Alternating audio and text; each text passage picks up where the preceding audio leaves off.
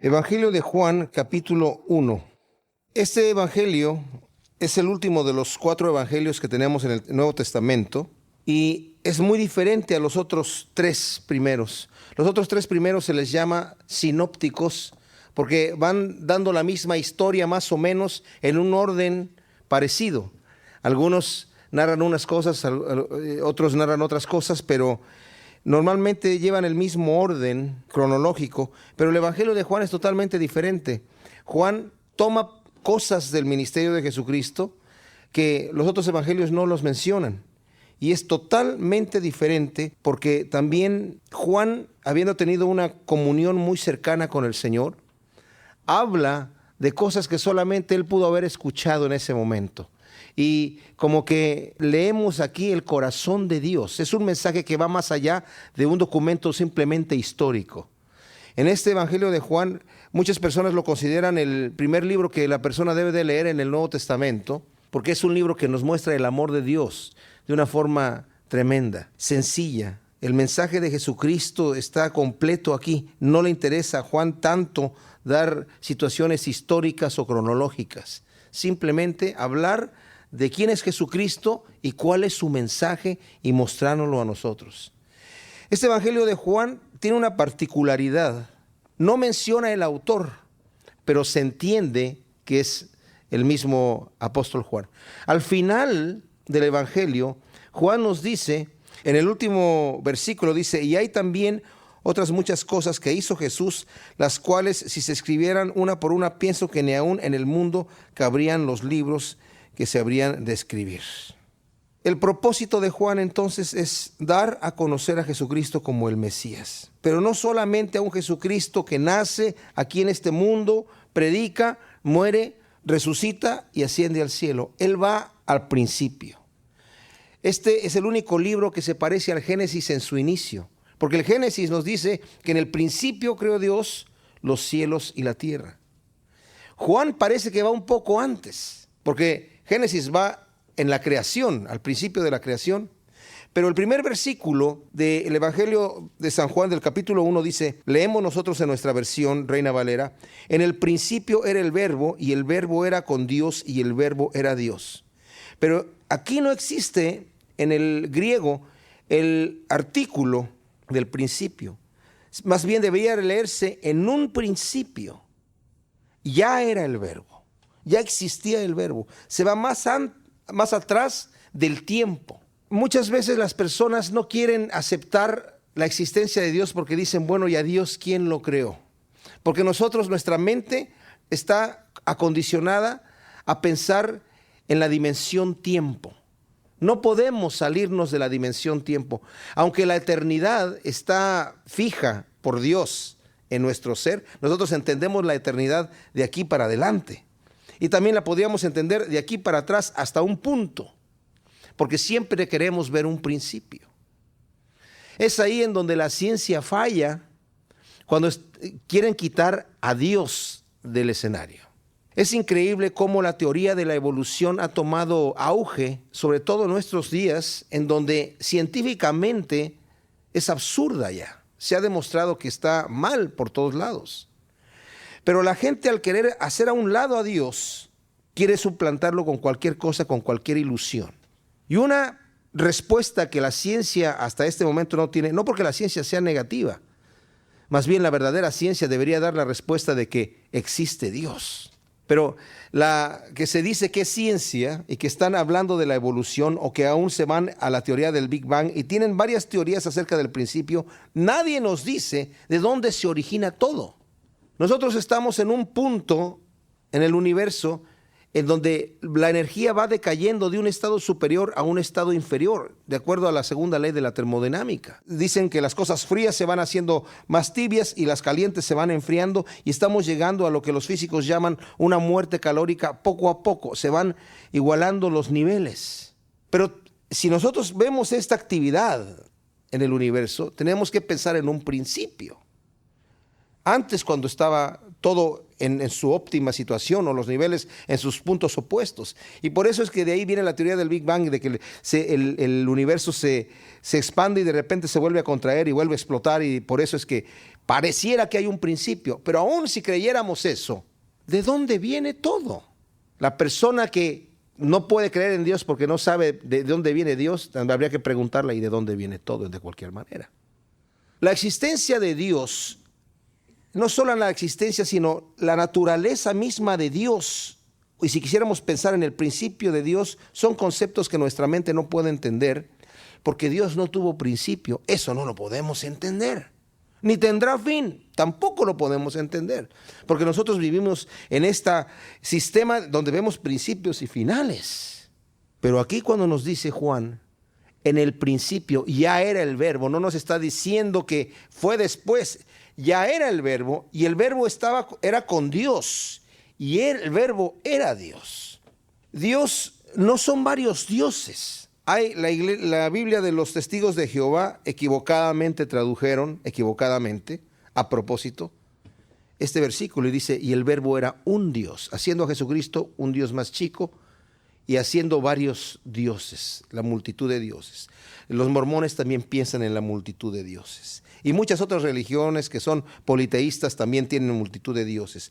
Pero aquí el Nuevo Testamento no nos enseña, ni el Antiguo Testamento, la Biblia, la multitud de dioses, sino más bien la forma en la que Dios se manifiesta en diferentes maneras.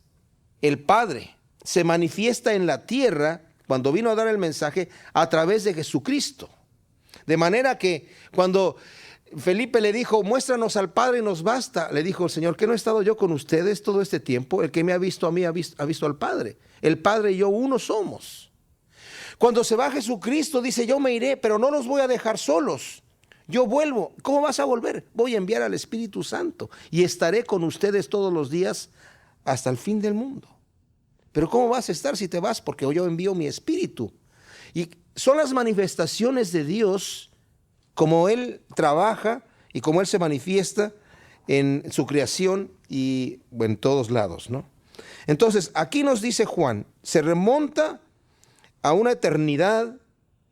En el principio, en un principio era el verbo, y el verbo era con Dios, y el verbo era Dios. Este era en el principio con Dios. Todas las cosas por Él fueron hechas, y sin Él nada de lo que ha sido hecho fue hecho.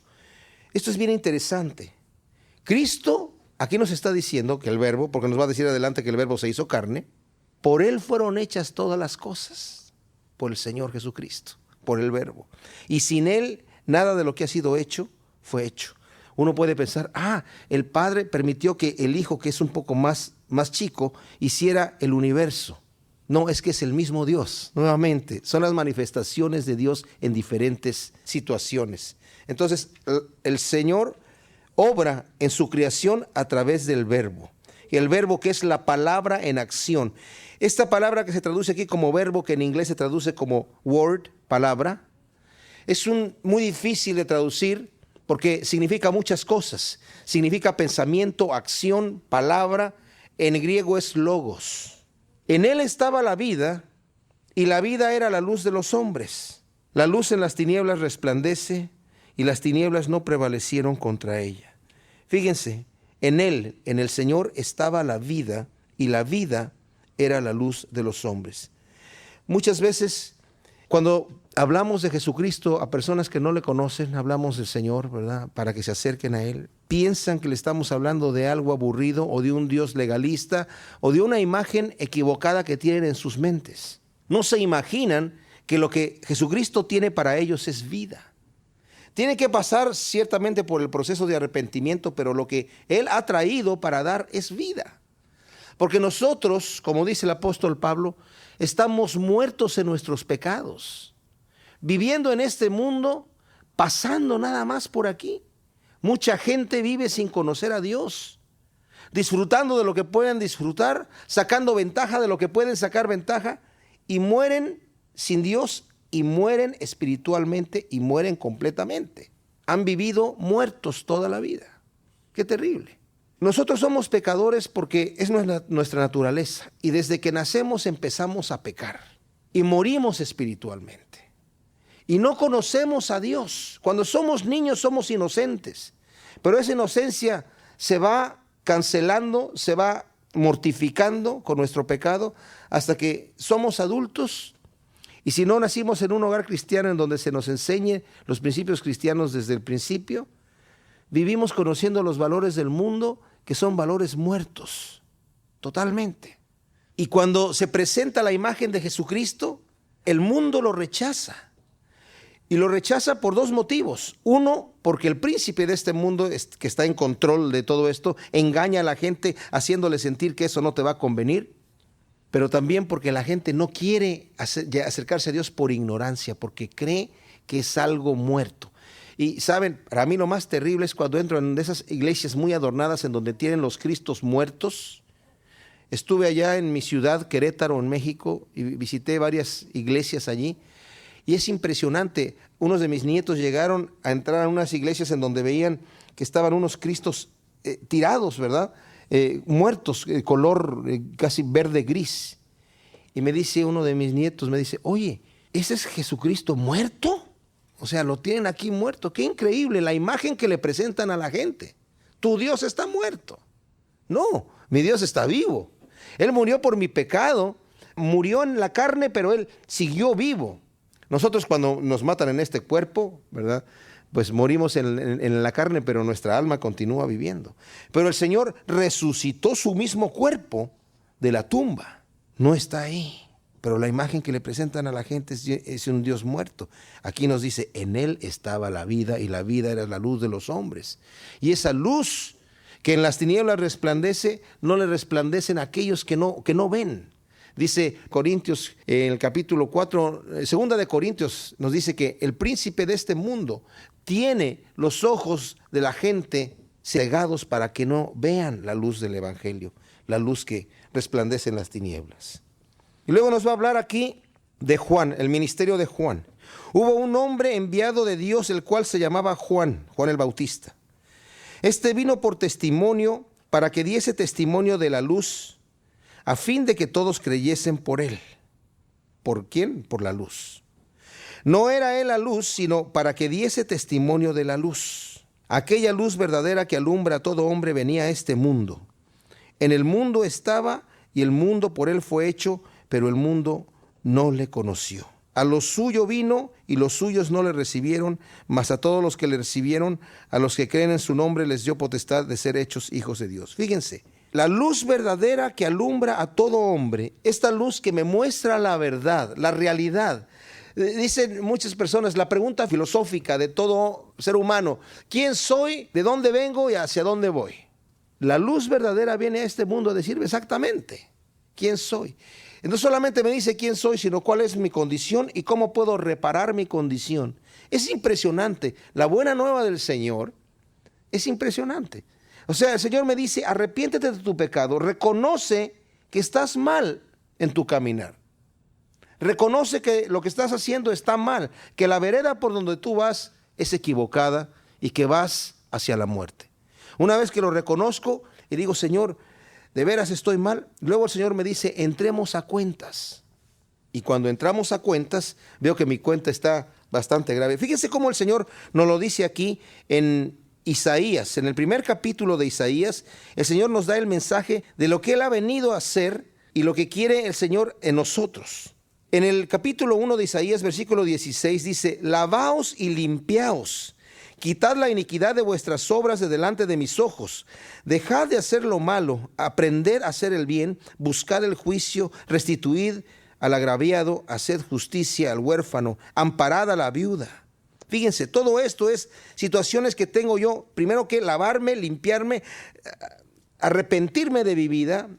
Tengo que restituir lo que he defraudado. Y luego dice, venid luego, dice el Señor, y entremos a cuentas. Si vuestros pecados fuesen como la grana, como la nieve serán emblanquecidos. Si fuesen rojos como el carmesí, vendrán a ser como la blanca lana. Si quisieres y oyeres, comeréis el bien de la tierra. Si no quisieres y fueres rebeldes, seréis consumidos a espada, porque la boca del Señor lo ha dicho. El Señor nos está diciendo a nosotros, nos está invitando con el mismo llamado. La luz ha venido al mundo para hacernos bien. Pero la gente que rechaza esta luz, este llamado, la espada lo consume, la muerte lo consume, la condenación lo consume. Más adelante nos va a decir la condenación es que la luz vino al mundo. ¿Cuál luz? Esta luz verdadera. Pero los hombres amaron más las tinieblas que la luz porque sus obras eran malas. Y no quisieron traer sus obras a la luz para que no fueran reprendidas. Quisieron conservar obrando en tinieblas para obrar en pecado. Y la persona que no quiere dejar su pecado, rechaza a Dios. ¿Por qué? Yo me quedo impresionado de cuánto rechazo violento hay contra el mensaje del Evangelio en nuestra sociedad hoy. Es impresionante. Es violento el rechazo. Es totalmente ilógico. Pero uno puede hablar de cualquier cosa, está muy bien. Pero cuando habla uno de Cristo, inmediatamente hay un rechazo tremendo. Estaba viendo el otro día en el radio que hay un movimiento de científicos cristianos que están entrando a las universidades para presentar la posición de, ya no es creación, la posición de creación para hablar acerca de la creación de parte de Dios del universo, sino la posición de un diseño intelectual. Así le llaman ellos. A presentarla contra la evolución arbitraria, el diseño intelectual. ¿Y saben qué les dijeron? Ustedes pueden enseñar esa posición, pero la tienen que enseñar dentro de los espacios para religión. No, pero es que esto es ciencia. No, eso no es ciencia. La ciencia es la evolución. Las personas que están enseñando esto son científicos de alto nivel. Científicos que tienen muchos doctorados y gente respetada y reconocida en el ámbito científico. Pero no les dejan, pero que son cristianos también, que creen en Dios, pero no les dejan presentar esta posición dentro del área científica, sino dentro del área de religión. Es impresionante el rechazo que hay. Dice que a los suyos vino y los suyos no le recibieron. El mundo rechazó esto. Pero a los que le recibieron y a los que creen en su nombre les dio potestad de ser hechos hijos de Dios. Esto es una gran cosa, que el Señor nos haya dado la potestad de ser hechos hijos de Dios. ¿Saben? Nosotros no nacemos siendo hijos de Dios. Nacemos siendo hijos de nuestros padres. Yo antes pensaba que todos los seres humanos eran hijos de Dios por cuanto son creación de Dios. Pero no son hijos de Dios. Dice el Señor, son hijos ustedes de sus padres. ¿Quiénes son hijos de Dios? Solamente los que el Señor lo toma y los recibe como hijos adoptivos. Uno puede pensar, bueno, el unigénito hijo de Dios, ¿quién es? Pues Jesucristo, ¿no? Es el único que es unigénito hijo de Dios. Y podemos pensar, bueno, somos hijos adoptivos como de segunda categoría, pero no. Aquí dice que a los que creen en su nombre les dio potestad de ser hechos hijos de Dios. Fíjense lo que dice aquí, esto es bien tremendo. Los cuales no son engendrados de sangre, ni de voluntad de carne, ni de voluntad de varón, sino de Dios.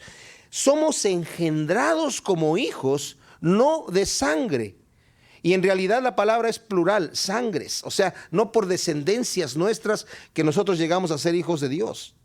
O por voluntad de alguien, o por voluntad nuestra, sino porque Dios nos hace renacer en su familia. Nos adopta, pero nos hace nacer de nuevos. Venimos a ser verdaderos hijos de Dios en naturaleza y en todo. El Señor tiene la potestad de hacer eso. Qué tremendo sería, ¿no? Que las personas que adoptan a sus hijos pudieran hacerlos nacer y llevaran su misma sangre, su misma naturaleza. Pues es lo que el Señor ha hecho en nosotros.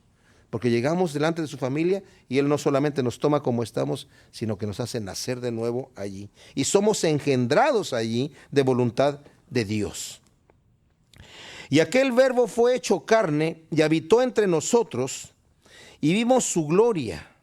Gloria como del unigénito del Padre, lleno de gracia y de verdad. Aquí está dando testimonio el mismo Juan de las grandezas que él vio, de las cosas tremendas que vio él al ver los milagros y las maravillas que hizo el Señor. Pero no solamente eso. Nosotros al leer el Evangelio de Juan y al leer las cartas de Juan, nos vamos a dar cuenta de una cosa. Juan se conectó muchísimo, también el apóstol Pedro, al corazón de Jesucristo. Lo escuchaba hablar y el Señor de alguna manera tuvo la palabra que hablaba, tuvo la capacidad de penetrar en los corazones de estas personas. Ahí también estaba Judas, pero Judas no quiso escuchar, pero Juan sí quiso escuchar. Y nos habla de este amor, de esta grandeza que vio en el Señor. Y dice, vimos la gloria de Él. Porque el Señor Jesucristo venía humilde, pero haciendo los milagros que hacía. Debe haber sido una cosa impresionante estar en el día con Él, escuchar lo que dice, ver cómo se comportaba, siendo manso y humilde de corazón. Y además ellos reconociéndolo como este es el Hijo de Dios. Ya nos dimos cuenta, nos acabamos de dar cuenta que este es el Mesías. Pero no viene como nos íbamos imaginado que hubiera venido el Mesías con toda la pompa y la prepotencia que normalmente una persona que tiene poder tiene. Porque no vino así. Vino de otra forma, que es lo que realmente sorprende y llena de emoción, justamente, de emoción a Juan. Y dice, vimos su gloria como del unigénito del Padre, llena de gracia y de verdad.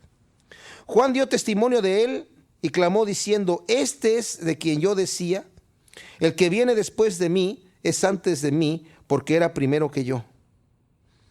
Fíjense, dice, el que viene después de mí es antes de mí, porque era primero que yo.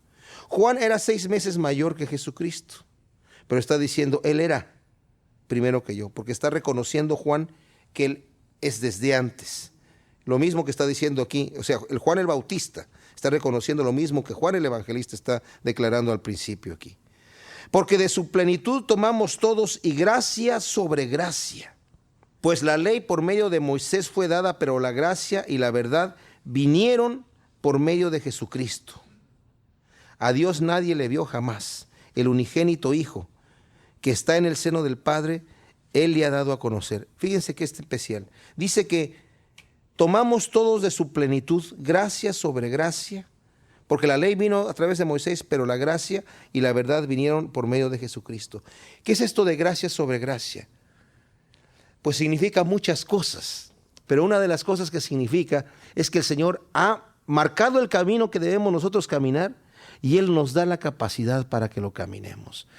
Primero enciende la luz en nuestra vida. Nosotros vivimos completamente errados, sin importarnos nada. El Señor nos llama la atención. Escuchamos la voz de Dios de alguna manera. No sé cuál ha sido el llamado que Dios ha puesto en la vida de cada uno de ustedes, pero yo puedo pensar en la mía. La forma en la que el Señor de repente me hizo así en la cara para que me diese cuenta de la verdad, de la realidad. ¿Y cuál era el mensaje que yo escuché de Él? Arrepiéntete porque el reino de los cielos se ha acercado. No era esa cosa de religión de que cuánto me va a costar subir al Señor, ¿verdad? No era como dice la Bamba, tengo que buscar la escalera grande y la chiquita para subir al cielo, ¿verdad? Sino que el Señor descendió a mi nivel y me dice, arrepiéntete y conviértete porque el reino de los cielos se ha acercado. Y fíjense cómo vino el Señor abriendo la puerta a aquellos que los religiosos les habían cerrado la puerta. Los asesinos, los borrachos, las prostitutas, los ladrones, los estafadores, los mentirosos, etcétera. Todas estas personas habían sido echadas fuera del templo, les habían cerrado las puertas. Ustedes no pertenecen a esto. Ustedes no les corresponde estar aquí. Aquí es para los buenos solamente. Pero el Señor Jesucristo viene y abre la puerta a estas personas mientras son pecadores, mientras todavía están en su pecado. Es impresionante para mí. Esta mujer adúltera que le traen delante del Señor y le dicen, a ver, ¿qué hacemos? Moisés dice que esta mujer la hemos encontrado en el mismo hecho de adulterio que debe ser apedreada. ¿Tú qué dices? Lo trajeron para tentarle. ¿Cuál era la tentación? Pues la tentación era que sabían que el Señor era misericordioso y les iba a decir, bueno, aunque Moisés dice que hay que apedrearla, no, mejor no la apedreen. Pues entonces te vamos a apedrear a ti porque estás contradiciendo a Moisés. Pero lo que dice el Señor es solamente, bueno, el que esté libre de pecado, que tire la primera piedra. Y se fueron yendo uno por uno, de manera que cuando el Señor levanta la vista, porque estaba escribiendo algo en el suelo, levanta la vista y le dice a la mujer, mujer, ¿dónde están tus acusadores? Se han ido, Señor. Entonces, ¿nadie te condena? No, Señor, ni yo te condeno, ve y no peques más. Pero si esa mujer estaba ahí y acababa de pecar, todavía no pedía perdón, estaba allí y el Señor se levanta y le dice, ni yo te condeno, instrucción, ve y no peques más. Yo creo que él ya sabía lo que había en el corazón, la vergüenza que tenía esta mujer. Y alguien puede haber dicho, no, pero lo que pasa es la vergüenza porque la tomaron en el lecho y la trajeron ahí medio desnuda, a lo mejor la iban a apedrear. No sabemos. La cosa es que Jesucristo dice, ni yo te condeno. ¡Qué tremendo! ¿Saben? Cuando yo vine delante del Señor, me acuerdo, drogadicto, y en muchas situaciones que yo tenía, escuché la voz que decía el Señor, ni yo te condeno. Levántate, ve y no peques más. ¡Wow! Por eso dice el Señor, deja de hacer eso. Abrimos los libros, ¿ok? ¿Me debes tanto? No me debes nada. Si tus pecados fueran rojos como el carmesí, yo los haré blancos como la lana. ¿Me debes tanto? Ahora no me debes nada. Por cuanto quise yo abrir los libros. O sea, yo no tengo los libros, los tiene Él, pero yo vengo delante de Él diciendo, Señor, qué mal estoy, ¿cuánto te debo? Pues mira, me debes tanto, ay Dios mío, ni yo te condeno, ve y no peques más. Qué tremendo mensaje, qué tremendo amor de Dios. ¿Cómo la gente puede resistirse a esta luz verdadera que vino al mundo llena de gracia y de verdad? Solamente por un corazón no arrepentido que no quiere cambiar. Debemos de cuidarnos de eso.